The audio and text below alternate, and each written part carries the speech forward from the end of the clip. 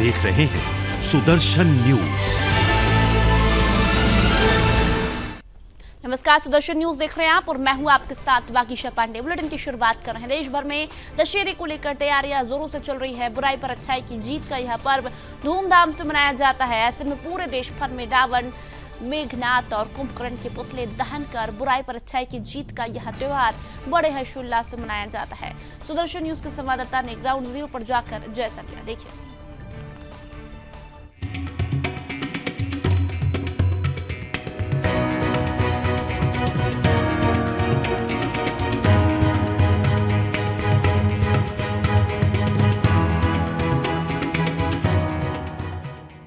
अभी समाप्ति आज नवरात्रियों का 9वां दिन है। इसके बाद दशहरा होता है। आपको बता दूं कि दशहरे की तैयारियां बाजार में जोरों शोरों से शुरू हो चुकी है। आप देख सकते हैं कि किस तरह से हर साइज के रावण बन रहे हैं, रावण, कुंभकर्ण। और अब हम इन लोगों से बात करेंगे कि मार्केट पर इसका क्या असर है। आपको बता दूं कि कुछ वामपंथी है जो इससे ऐतराज करते हैं कि रावण को जलाया जाए। उनका कहने का मतलब होता है कि ये जो परंपरा चलती आई है, हर साल दशहरे पे रावण जलाया जाता है, इसे बंद कर देना चाहिए और अपने अंदर के रावण को जलाना चाहिए। ये हमारी संस्कृति को खत्म करने की एक नाकाम कोशिश की जाती है। अब आपको बताते हैं कि हर साल रावण क्यों जलाए जाते हैं और इसका आर्थिक रूप से और आध्यात्मिक रूप से क्या प्रभाव पड़ता है कि कैसे दशहरे की खुशियों के लिए तैयारियां शुरू हो चुके हैं। और यहाँ पे एक बच्चा जो ढोल बजा रहा है, कैसे एक बच्चा ढोल बजाकर उसकी तैयारियों में शामिल हो रहा है। आप ये कितने वर्षों से कर रहे हैं? जी, वैसे तो हमें तो बनाते हुए 16 साल हो चुके हैं। बाकी काफी टाइम से बन रहे हैं रावण। जब से रावण का जो त्योहार मनाया जाता है, जब से ही रावण बन गए। वैसे हम पहले टैगोर गार्डन की जो मेन मार्केट थी, वहाँ पे एक रावण वाले बाबा थे। मतलब हमसे भी जो पुराने लोग थे वो हमें बताया करते थे कि उन्होंने पहला एक रावण की शुरुआत की थी। फिर शुरुआत होते होते फिर सब लोग देखा, सीखा, फिर ऐसे ऐसे ये मतलब रावण की बहुत ही ज्यादा संख्या में बनने लगे। अच्छा, तो ये मतलब वहाँ से आपको प्रेरणा मिली बनाने की। हाँ जी। और आपको ये बनाना किसने सिखाया?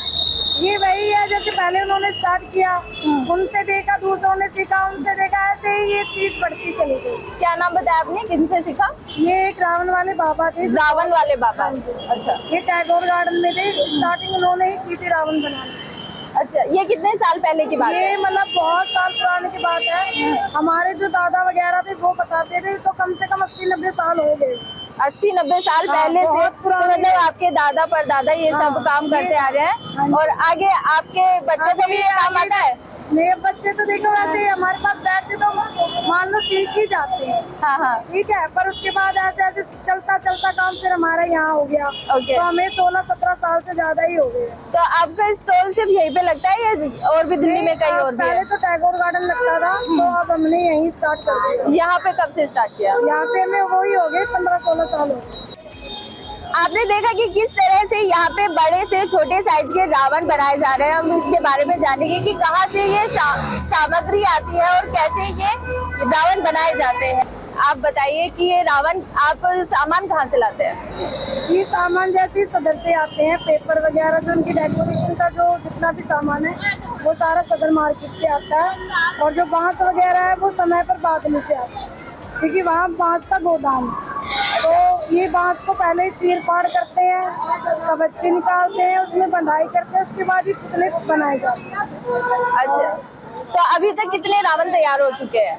और मिनिमम अगर 2 महीने पहले से अगर काम स्टार्ट होता है तो हम 15 से 20 रावण तैयार कर पाते हैं, बड़े छोटे में। तो अभी ये रावण कहाँ, दिल्ली में कहाँ जाने वाले हैं?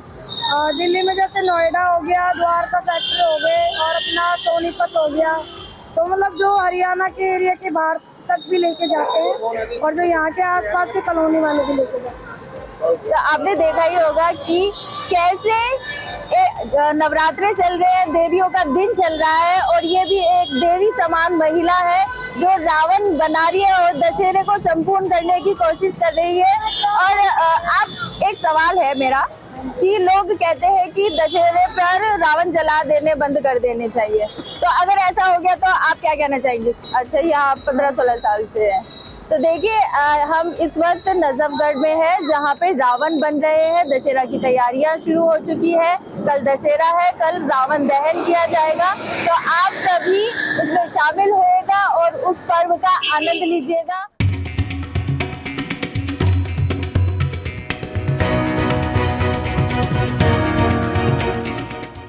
हम तिलक नगर की रावण वाली मार्केट, जहाँ रावण बनाए जा रहे हैं, उसकी दूसरी साइड आ गए हैं। यहाँ पर भी बड़े से लेके हर साइज का रावण देखने को मिल रहा है। छोटे साइज के भी रावण है, बड़े साइज के भी रावण है, और ये सब लेकर से जिन्होंने इसका निर्माण किया है।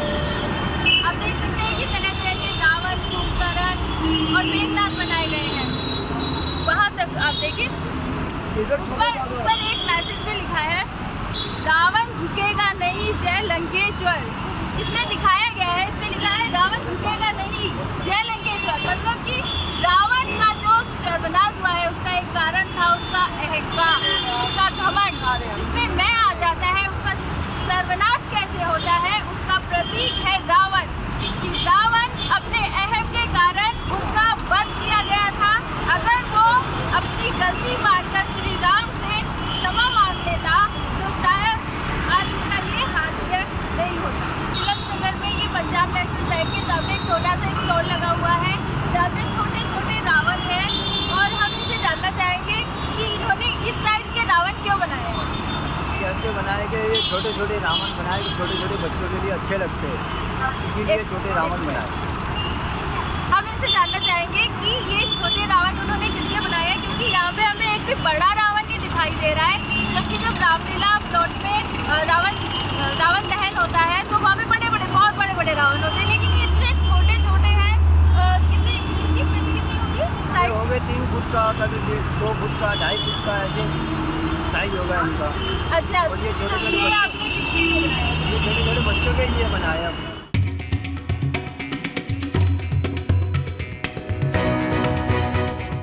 इस वक्त हम मौजूद है सुभाष नगर की एक ऐसी मार्केट में जो बहुत बड़ी लेवल पे रावणों का निर्माण कर रहे हैं, रावण, कुंभकर्ण।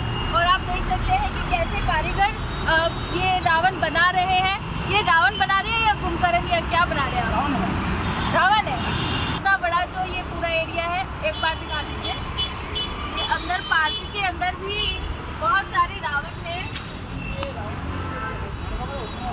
हाँ, तो कितने रावणों का ऑर्डर है आपके पास?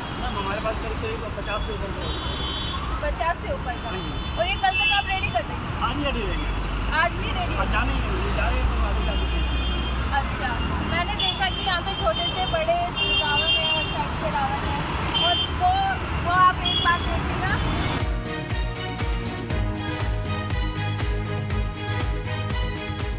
पराई नारी पर बुरी दृष्टि डालने का कैसे सर्वनाश होता है, कैसे नाश होता है, उसके वंश का नाश हो जाता है।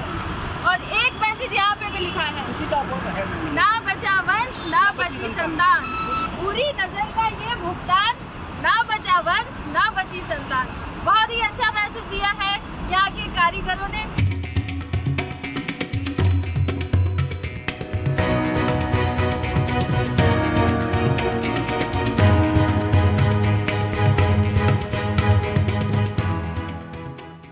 इस वक्त हम मौजूद है नजफगढ़ में, जहाँ पे दशहरे के लिए रावण तैयार किए जा रहे हैं। और हमारे साथ इस वक्त युवा हिंदू आर्मी के कुछ लोग मौजूद हैं, जिनसे हम जानना चाहेंगे कि जो वामपंथी और जो ये भारतीय संस्कृति को दहन करने की साजिश की जा रही है कि रावण नहीं जलाने चाहिए, इस पर इनका क्या कहना है? सर, कहा जाता है कि रावण नहीं जलाना चाहिए, क्यों रावण जलाते हैं हर साल? अपने अंदर के रावण को जलाओ, तो इस पे आप क्या बोलेंगे? देखिए जी, हमारे हिंदू संस्कृति को बॉलीवुड वालों ने एकदम खत्म करने का काम किया है। ठीक है, अभी क्या है, हमारे बॉलीवुड में क्या दिखाया जाता है, हिंदू कोई भी हो तो गुंडा होता है ना, उसके माथे पे तिलक लगा दिया जाता है। अब ये निकाल सकते हैं? नहीं, जो गुंडा होता है उसके माथे पे तिलक लगा दिया जाता है। ठीक है, उसको मालाएं पहनाई जाती है। और जो रहनुमा होता है, ठीक है, जो दयालु दिखाया जाता है, वो एक विशेष समुदाय को दिखाया जाता है। ठीक है, हमारी हिंदू संस्कृति इतनी बर्बाद हो चुकी है, यहाँ पे खंडित मूर्तियाँ रखी हुई हैं पिलर के नीचे, इनका नाजायज इस्तेमाल किया जा रहा है। ठीक है, नाजायज इस्तेमाल जैसे कि ट्रैफिक रोकने के लिए गणेश की मूर्ति रख देते हैं अच्छा रास्ते के बीच में। अच्छा। ठीक है, हमारे कल्चर को खत्म किया जा रहा है, क्यों मना ले हम। हिंदुस्तान में ऐसा आएगा कि पूरा हिंदुस्तान जितनी भी जमीनें हैं सारी वक्फ बोर्ड की हो जाएंगी। हम आपस में चिल्लाते रहते हैं हिंदू भाई, ठीक है, कि भाई इनका बाइकआउट करो, बाइकआउट करो। असली बाइकआउट तो इन्होंने कर दिया है। वो किसके थ्रू किया मैं आपको बताता हूँ। हलाल मार्क, जो हलाल मार्क है उससे हिंदुओं का बाइकआउट किया गया है। और जो हिंदू व्यापारी हैं उनको बोला गया है कि तुम हलाल मार्क को अपने प्रोडक्ट पे लिखाओ और हमको पैसा दो, और उस पैसे का इस्तेमाल आतंकवादी उसमें गतिविधियों में किया जा रहा है।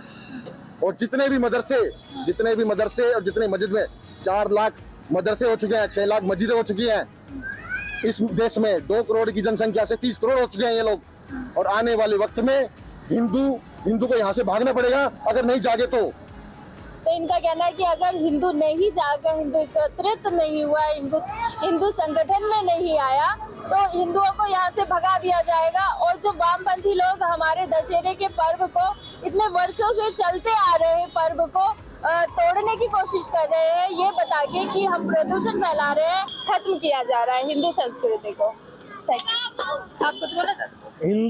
हिंदू धर्म है क्या? आखिर मैं इस चीज में बात कर रहा हूँ, हिंदू धर्म है क्या? हम लोग क्या करते हैं? जो प्राकृतिक हम लोगों को संसाधन देती है, ठीक है, हम क्या मानते हैं? जल को देवता मानते हैं, ठीक है, सूर्य को देवता मानते हैं। जिस चीज से हम कुछ प्राप्त कर रहे हैं हम उसको भगवान मानते हैं अपना, ठीक है। इनके उसमें क्या हो रहा है? बकरी कुर्बानी, उससे प्रदूषण नहीं होता। नालियों में खून बहाया जाता है बकरों की कुर्बानी दे करके, वो उससे प्रदूषण नहीं होता, सिर्फ हिंदू से प्रदूषण हो रहा है। मैं मीनाक्षी सिडियाल, सुदर्शन न्यूज, दिल्ली।